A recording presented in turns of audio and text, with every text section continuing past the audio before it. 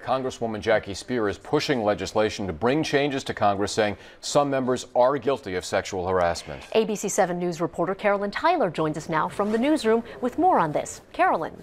Well, Larry and Dion, it was the first hearing of its kind to look at sexual misconduct in the House of Representatives. And Congresswoman Jackie Speier is accusing lawmakers currently serving in Congress of contributing to a hostile work environment. In fact, there are two members of Congress, Republican and Democrat, right now. She did not name names, but Bay Area Congresswoman Jackie Speier painted a picture of what she calls egregious and sometimes illegal behavior happening on Capitol Hill.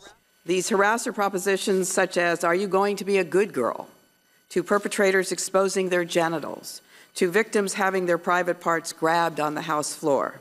Last month, Speier shared her own experience of an unwanted encounter when she was a young legislative aide. She started the hashtag #MeTooCongress, and now stories are pouring in, like the one about a current lawmaker told to Virginia Republican Congresswoman Barbara Comstock.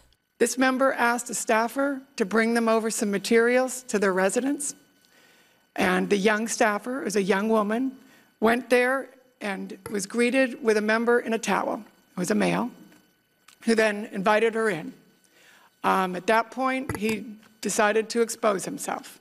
Speier is now calling on lawmakers to require yearly mandatory sexual harassment training for congressional members and staff, to institute a climate survey every 2 years to gauge the scope of the problem, and reform the complaint and dispute resolution process, which the Congresswoman feels protects the abusers, not the accusers. They want the system fixed and the perpetrators held accountable.